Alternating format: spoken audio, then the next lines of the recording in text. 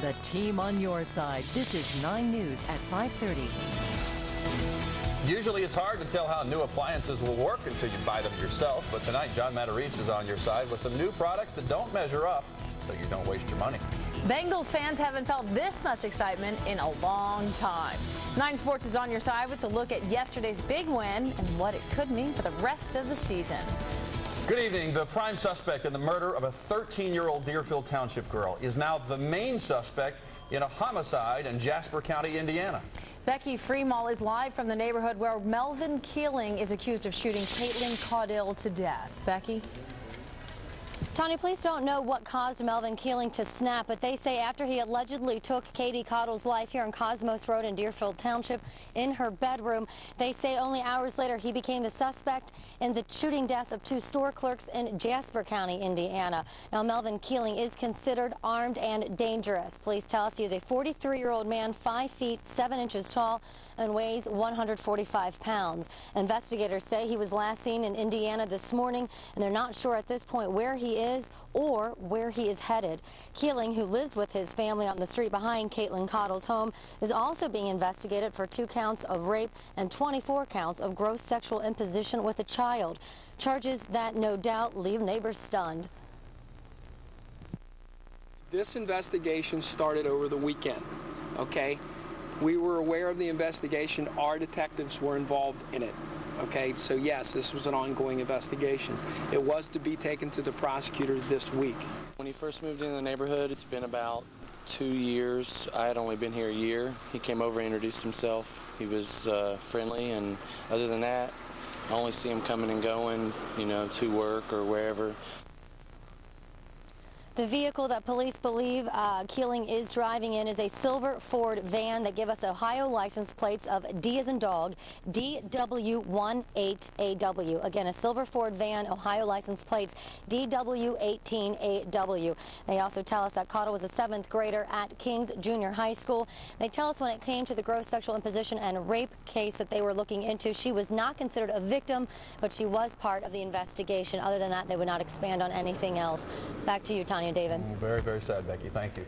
Investigators are still trying to find out what caused a mysterious odor that forced them to evacuate a Northern Kentucky school today. The odor was discovered early in the school day at Blessed Sacrament School in Fort Mitchell. 9 News reporter Deb Haas joins us now with more. Deb.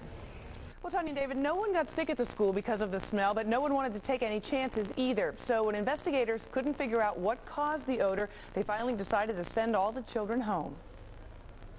For students at Blessed Sacrament School, this was a great way to start the week. Me and my friend were singing and playing games. Singing and playing in the undercroft of the church after being evacuated from the school because of a strong odor. It was almost time for us to switch to go to our math class, and then all of a sudden the buzzer went off, and I was like, oh my gosh. That buzzer was the fire alarm. The principal wanted all the children outside until they could figure out what the smell was. After ventilating the building this morning, the firefighters were ready to let everybody go back into the school, but they took one last walk through the building and realized the odor was back. In some portions of the building, it smells something similar to maybe an exhaust fume or something along those lines. And then in another area of the building, it smells like it could be something compared to like a ballast on a fluorescent light. The principal decided to call it a day for the kids. They'd waited long enough, and we still didn't have a clear answer, so it was time for them to go home. Parents had been calling each other all morning, trying to keep up on just what was happening. We were worried just because we hadn't heard what was going on, and then my sister-in-law called that it was on the news, and then we got a call from the school saying, you know, that they had to evacuate and where they were and everybody was safe. Investigators still don't know what caused the odor and will check the building tonight and in the morning to be sure it's gone before the students come back. At this point, school is expected to be in session tomorrow at Blessed Sacrament. The fire department and the staff at the school will make the final decision by 6 a.m. We will let you know tomorrow on Good Morning Tri-State if they decide to close for another day. David? Deb, thank you. Bengals fans are rejoicing today after yesterday's slaughter of the Minnesota Vikings, and now they're looking forward to the rest of the season. Nice sports anchor Dennis Jansen is here now with more. DJ. That's right, David. The halo of the 24-hour rule was evident this afternoon in the Bengals locker room when Sports Director John Popovich visited. For the uninitiated, that's how long the Bengals are allowed to savor, or otherwise, over a Sunday game. In this case, of course, that was a rousing 37-8 win over the Vikings to kick off the home portion of their schedule. That's not to say that only the positive is accentuated. To the contrary, much attention was paid today about what needs work, and there was plenty. We happy, but we ain't satisfied, man. We still got a long ways to go. Just got to keep keying down on the small things. Run, pass, and out. Well, you know, we had 5 interceptions, but, you know, like I said, we still got room to improve.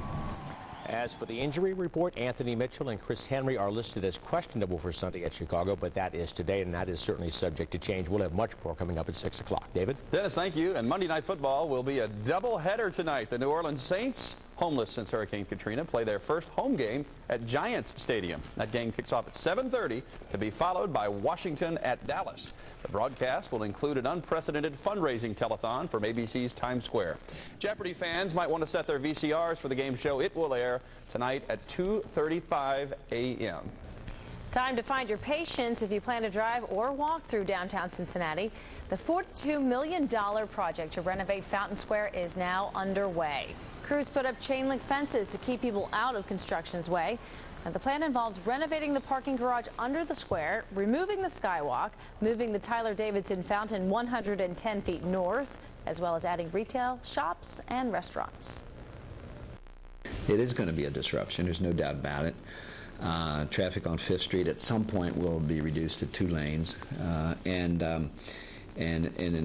eventually at some point 5th Street between Vine and Walnut will be closed. And construction for the project is slated to last a year.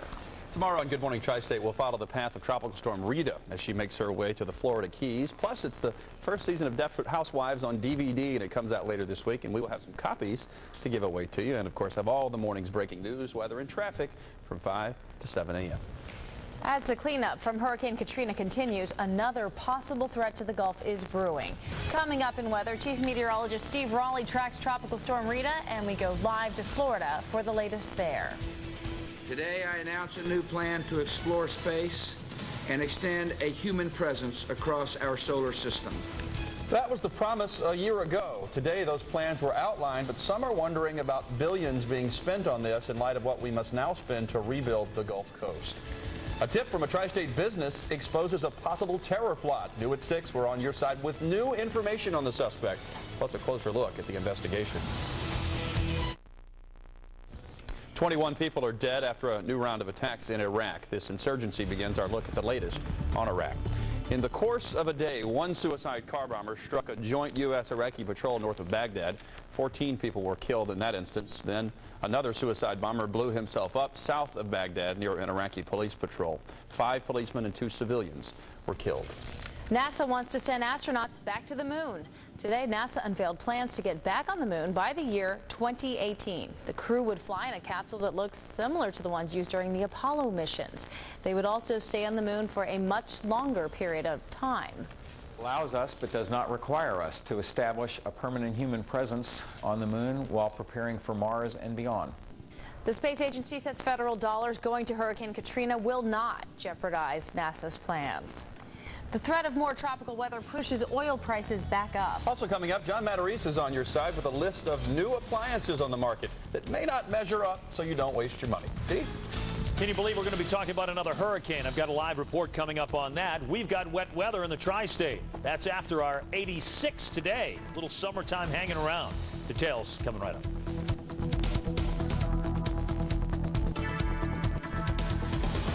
Live Ohio Lottery drawings on your official lottery station, Channel 9. I am enjoying these cool mornings turning into lovely afternoons. Very nice with fall right around the corner. Boy, right there on Thursday, coming right up. Perfectly timed by Mother Nature, except she's going to do an about face toward the end of the week. Really? Yeah, a little Don't they summertime. call that the Indian summer or something? I think you're right. Yes, you're right. Let's do a little checking for you. Show you where we stand for tonight. Here's the story as we look back over the last 24 hours. We show you the high temperature today, 86 degrees. From this morning, it was 58. And here's your forecast right off the top. Clouding up. Showers and thunderstorms likely overnight. In fact, we're going to have to watch these because it's possible some of them could turn severe. Evening temperatures will be in the middle 70s. Overnight, we'll drop into the 60s. How about Ultimate Doppler 9? Nope, nothing showing right now, and I really don't expect anything over the next few hours. As I say, I think we'll really start seeing it right about midnight, maybe about 3, right in there, start to develop around the tri-state. So we continue with some blue skies. 85 degrees right now in Cincinnati, and light humidity is anywhere from about 30 to about 45%. Coney Island at 84 right now. A good nod to the good folks at Fisher Homes for always helping us partner with our WeatherNet. Independence right now at 84 and 40% humidity as well. Okay, so with that set up, let's do a little review, shall we, and show you how it was a little foggy this morning around here. A little leftover moisture and nice city shot if you could kind of see your way through, huh? You bet. But we've had a lot of nice sunshine around here for the afternoon. Air quality, in fact, is running pretty well. We're in the moderate stage. You'll see there pollen and mold, both in the moderate range as well. Okay, here's a satellite picture. You'll see for yourself how we've cleared out here from the last 24 hours. But you'll also notice how we're going to cloud up as we go into tonight and for tomorrow, too. In fact, underneath those clouds, some showers and, in fact, some severe storms. You'll see the watch boxes across Illinois and also Indiana. So we'll have to keep an eye on this cold front that's going to be moving down on top of us, as I say, in the overnight period. Here's Predictor 9, and you'll see that it's not showing any rain as we get to about 7 o'clock. Let me set it forward for you, and you'll see almost a cold front just stretched out right across the top of us at about 7 o'clock. So there is a good bet you'll see some showers for tomorrow morning. Might want to set the alarm clock a little bit earlier for you, for the kids or yourself. You know how sometimes that slows traffic down in the morning. Now, in the afternoon, we're clearing out with some sunshine, and we work into some nice sunshine Wednesday and Thursday into the forecast. Now, let's switch gears a bit. This is Tropical Storm Rita. You'll see right at the moment, it's a few hundred miles just on the other side of Florida right here. The point with this big system, though, is you'll see the track as we continue it into the Gulf of Mexico. It's supposed to turn into a hurricane shortly, I would say within the next 12 to 18 hours, and then become a major Category 3 in the Gulf of Mexico. You'll see the error cone, but right now it could take it over Texas. I'm going to have a live report here in just a moment. More on that in a second. Clouds early, sun later for tomorrow. Chance of showers and thunderstorms, a high of 80 degrees in Cincinnati. Now, coming up for your Wednesday, more sunshine, also on Thursday, too. You'll notice going into Friday, Saturday, and Sunday, well, Thursday's the first day of fall, and all of a sudden we return to summertime with some mid-80s and some afternoon chances for showers and storms in the forecast. Take a quick look at Viper 9. Sets you up with some showers and storms already traversing across southern Florida. And, in fact, right now we join ABC News and Sonia Crawford. Sonia's down at Highway 1, where they're starting to get out of there. Sonia, what's the very latest? Hi, Steve. You're absolutely right. The traffic going northbound is much heavier than the traffic going southbound. And take a look. You can see it's just been like this pretty much all day, a constant stream of traffic. And that's, of course, because 400,000 people who live southwest of the 7 Mile Bridge are under a mandatory evacuation order. Now, another 134,000 who live in the coastal areas of Miami-Dade County, like Miami Beach and Key Biscayne, are under voluntary evacuation orders. And certainly people here, after seeing what happened with Katrina, are definitely feeling a little bit of a sense of urgency. As you know, Katrina came through this very area as a Category 1 hurricane before it went into the Gulf of Mexico and just ravaged the Gulf Coast. You can definitely hear it in the words that are being used by city officials and by state officials. They are saying, look, this is a mandatory evacuation. It is not our responsibility to get you out. You need to get yourself out. But we have seen a lot of school buses going southbound on this road, so certainly they are sending some help for anybody who does need to get out. Hey, Sonia, one question for you, and that is, what about the concerns of getting everybody out? Certainly you see the evacuations happening now, but with that one stretch of road, with the impending hurricane, any worries there? Well, you know, they did this in a very organized fashion. They sent the tourists out first, and that was pretty much all of yesterday. And the tourists didn't need a whole lot of encouraging, especially because they're from other parts of the country and they've never really been through hurricane weather. They've seen those Katrina pictures. They were out of here. In fact, we spoke to a couple who said that a lot of the people at their resort basically came up to Miami yesterday and already flew back home. They're not even sticking around. But the residents, they're the ones that are the hard ones to convince, because folks who live in Key West and on those other islands, you know, they're used to this. There's a certain feeling down there, too, that perhaps plays against evacuating just in general, is there not? Absolutely, and people, you know, they sort of know. They know the categories. They know what 1 feels like. They know what a 2 feels like. They know what a tropical storm feels like. And they certainly have their supplies. A lot of folks have come out here to Florida City. They're going to hang out in the motels here for a day and then go back. Very good. Sonia Crawford joining us live from southern Florida from ABC News.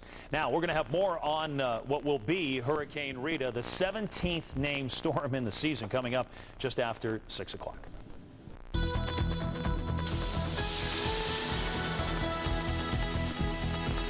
You buy a vacuum, you expect it to pick up dirt, and a freezer should keep food frozen, right? Well, unfortunately, it turns out some new products just don't get the job done.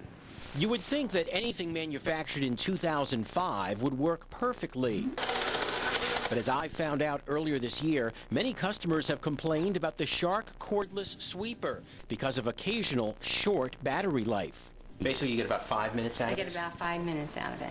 And then it's done. And then it's done. I also found last Christmas season that some video games sold in mall kiosks can break in just a couple of days. The screen started flipping on the TV, and then you'd see double of everything. Now our partner, Consumer Reports magazine, has just found several big name brand appliances that don't live up to their promise. And its October issue, Consumer Reports tests freezers and claims some get far too warm. A freezer should be at 0 degrees to keep your food at optimum temperatures.